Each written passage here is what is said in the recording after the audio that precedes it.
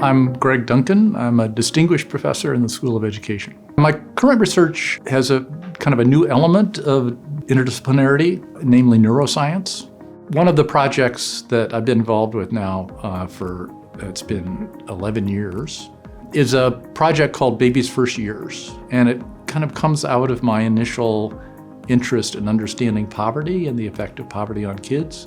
There are people who think if all we have to do is eliminate child poverty, and low-income kids are going to be just as successful as high-income kids. And other people say, well, it's not the money, it's family structure, it's cultural elements that might affect why low-income families are different.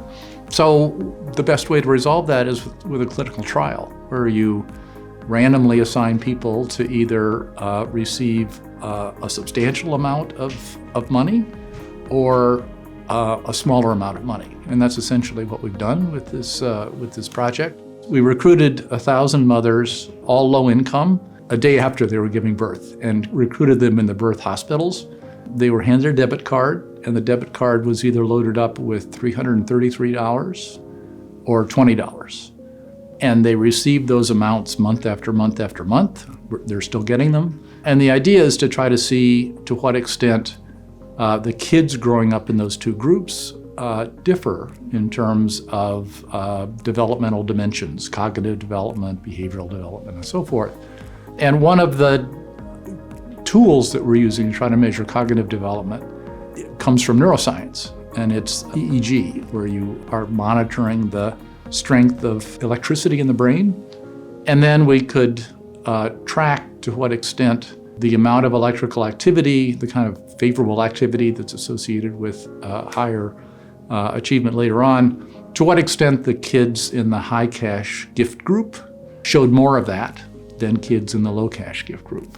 And lo and behold, at least at 12 months, there were differences. It was very exciting. Bringing these kids at age 4 into the lab, we're very anxious to see what the results are going to be.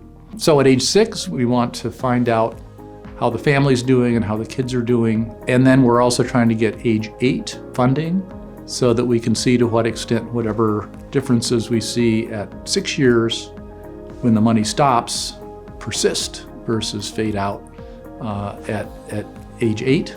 The real payoff is not what differences are at age 4, it's what differences are when kids grow up and become adults. You want to set in place the kind of foundation for those long-term studies to take place.